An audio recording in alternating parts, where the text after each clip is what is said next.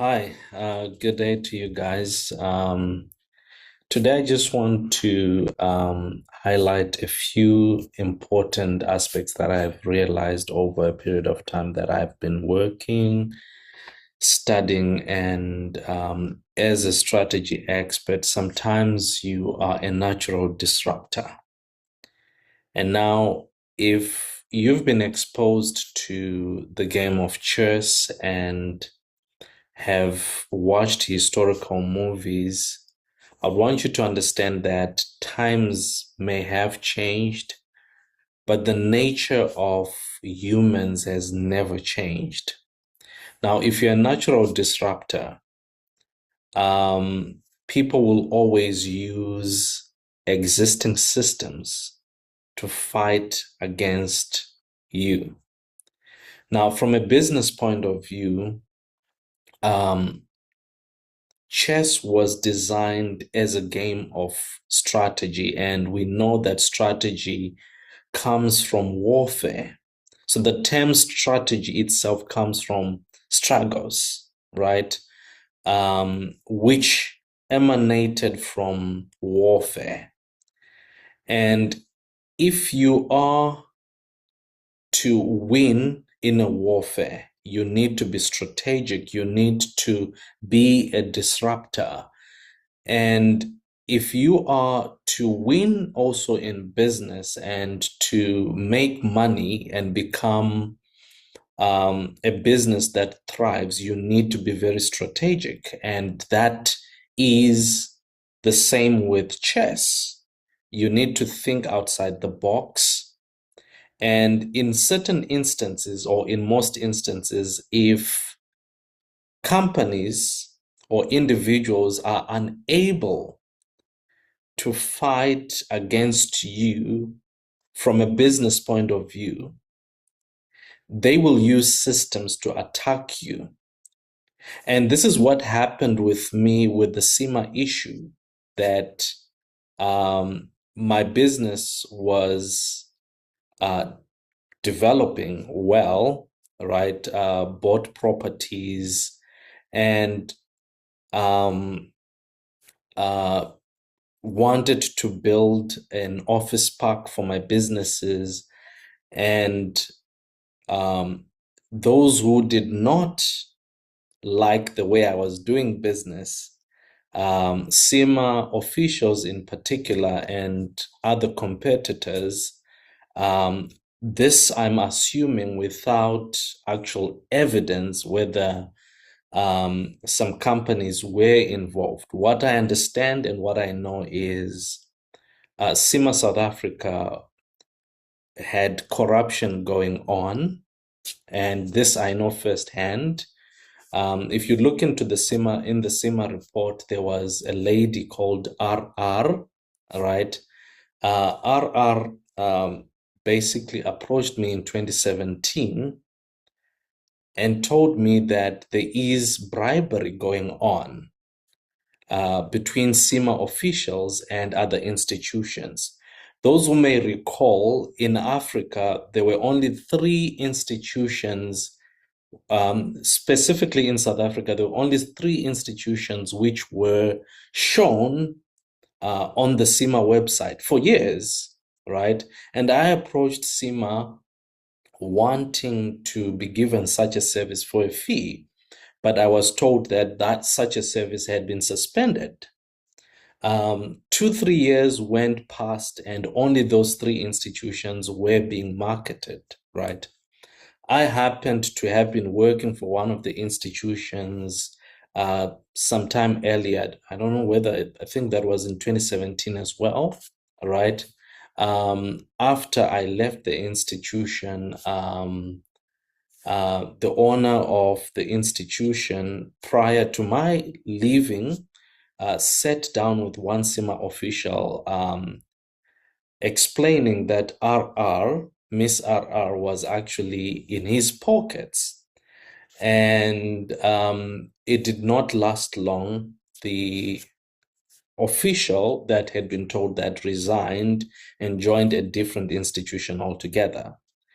RR approached me in frustration and told me that um, the same owner of that institution was bribing other officials, and not only him, but other institutions.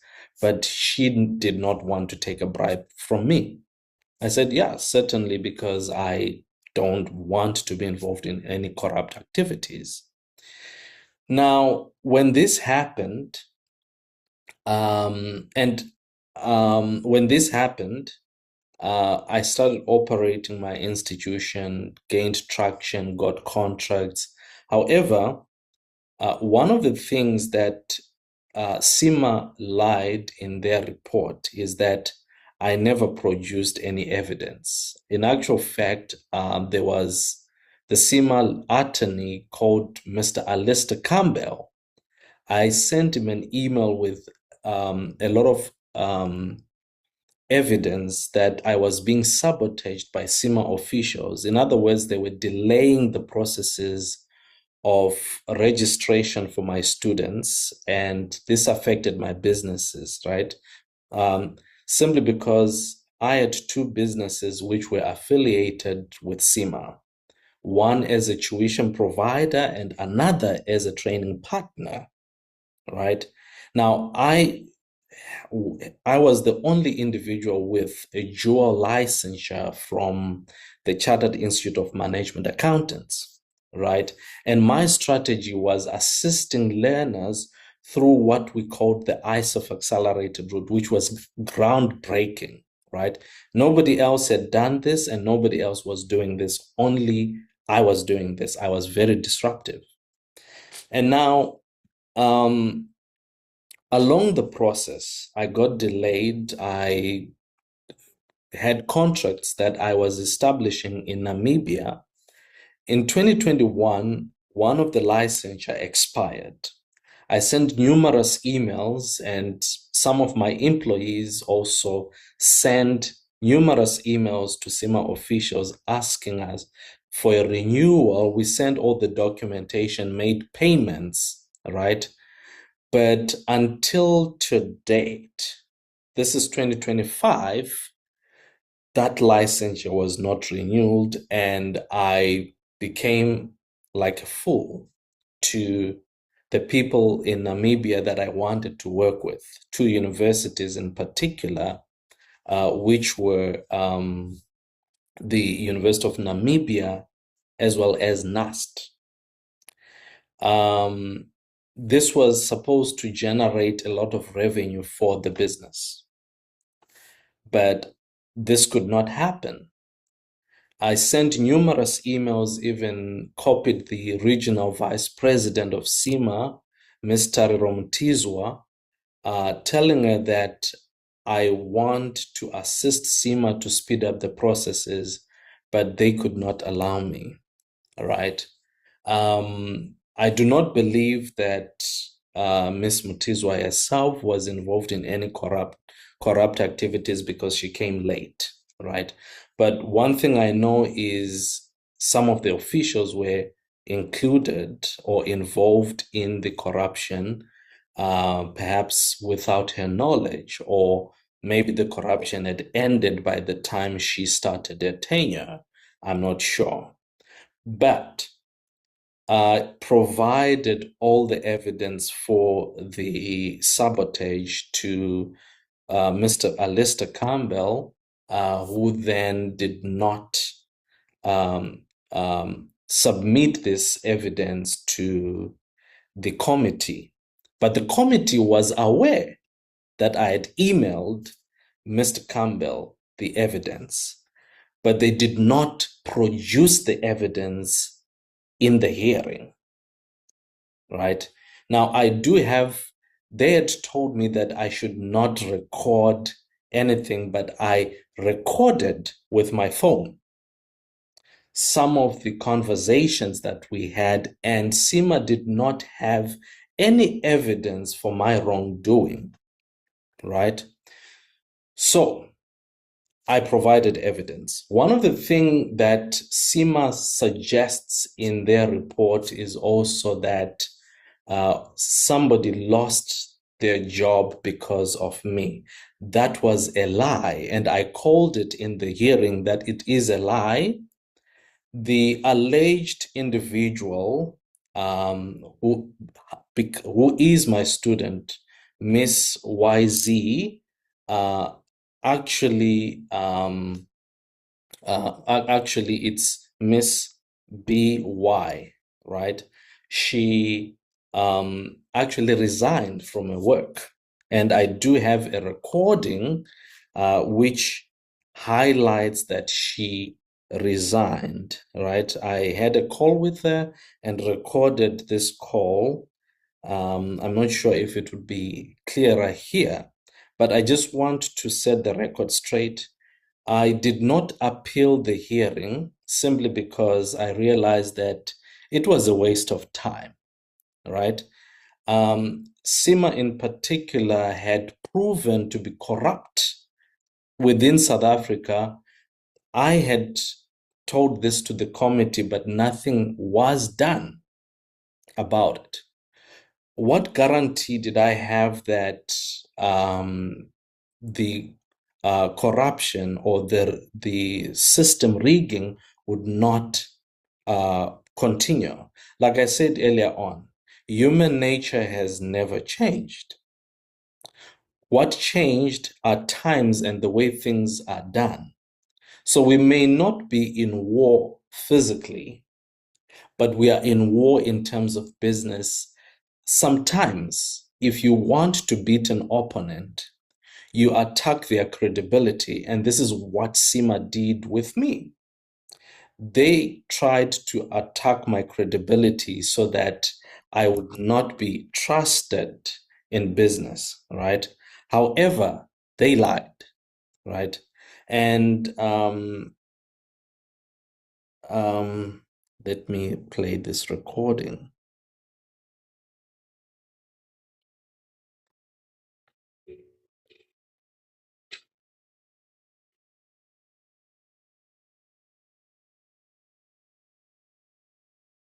Hi, Bongi, how are you doing? I'm all right. Ash, my apologies with the delay. Okay, I think it's this. Told you that had sabotaged me for the longest, and they used this against me and have issued a report which is not factual. One of the things is that they said that you lost your job, and yet they did not clarify that it was a resignation, which was a voluntary resignation, right? Yeah. So now I need to just make the record straight because I'm about to finalize my book. And one of the things also is that SEMA would owe me for defamation since they lied in their report. All right. And therefore, I would need your support to interview you. I'm happy to because I think they never thought that I was still talking to all my students, right? Yeah, so they used that information against me and lied that you lost your job, right? And yet I remember when they interviewed you that time, you did specify that you resigned. However, they still put it in the report that you lost your job because of me. So I'm happy to, since I'm about to finalize with the report. Okay, so that is the call that I had with the client, with my student, right? And I do have the rest of it. But I just wanted you to see that individuals will manipulate an existing system which is clean for their personal agenda to try and get rid and of their opponent and ensure that they attack somebody's credibility. So now, to you who may be facing a similar issue, what do you do from a strategic point of view to ensure that as much as you may have been attacked, right, you still remain intact as an individual? Now, in my previous video, I did speak about issue of building a system and an ecosystem. Remodel yourself to ensure that you have your own system, maybe within a system, or design an ecosystem that works for you, that generates income for you as an individual, right? You would see that one of the things that SEMA also suggests in their report is that I had sent an email to SEMA requesting for benefits or a competitive advantage. And yes, that is true. But what they lied was that my institution was not recognized as an institution of higher learning within South Africa. Now, I do have evidence that, one, my institution did have a Department of Higher Education and Training file number, but this did not make my institution a college, right? But it gave me licensure to submit my own qualifications to SAQA, right? As well as other institutions, right? To ensure that these qualifications would be offered in South Africa so that we may become a college. Now, in my email, I asked a SEMA official, this was in August 2023, after I had sent a WhatsApp text to the regional VP asking the same question, and she did not answer, right? And then I sent the email to Miss RR, who then responded to say, your institution is not a college, and this benefit is also provided to universities, right? And not institutions who are just institutions of higher learning.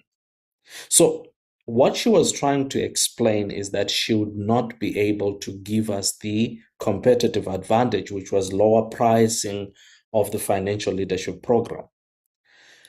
But what SEMA did with this email is that they misconstrued it, because I had written it, given the fact that we now are a recognized college, not institution of higher learning, right?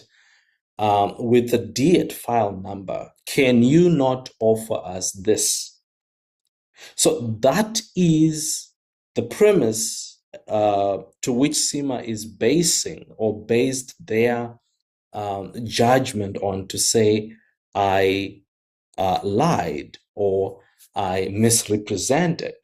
But yet, to even become an institution of higher learning, it was through SEMA getting my institution licensure from QCTO. And that's why I had to ask a question. Now, this was a question and not a demand. Had there been no question mark, right, then it would amount as if I was telling them. Now, as an individual who was entering the arena in the educational industry in South Africa, I had to have my hand held by somebody. And CIMA being the regulator, they were the ones assisting, guiding the way. Why would I misrepresent to the regulator? And that's why it was a question. Now, there's this evidence, but all this evidence was ignored by the committee, which means there was a predetermined outcome. Now, the predetermined outcome that CIMA wanted was a suspension, right?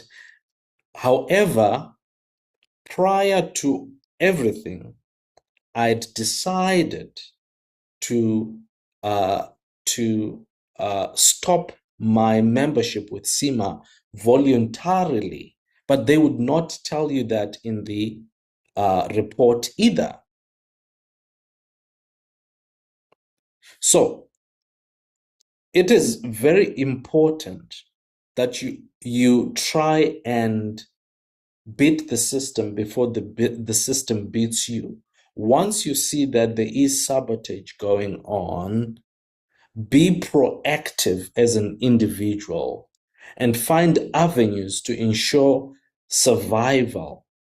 If things aren't working, stop and look for things that work. Now, I had already started my legal studies, and I was about to graduate as a lawyer who is not practicing, simply because I was doing mergers and acquisitions and business rescue. That came handy in what I was doing. However, I had seen the importance of having that as a skill, as an alternative, a better alternative to the accountancy that I had pursued through the Chartered Institute of Management Accountancy. All right. So, what I'm simply saying is it's important as an individual to ensure that you are diversified. That's one. Don't put your egg in one basket, right? Don't put your eggs in one basket. Ensure that you find avenues to exit. Now, in strategy, we look at various strategies that one can employ, right? For instance, there is the emergent strategy, which is a strategy that arises because of circumstances that just emerge, right? And that is one thing that an organization can look at from a recovery point of view. Look at what you can do at that particular point in time so that you can quickly exit whatever you are doing as a business and invest in another item that would ensure survival of your enterprise. Okay. So this is my personal journey that I'm using to teach those who are facing challenges, be it in business or in personal life. I hope this video helps somebody. Thank you so much for today. Take care.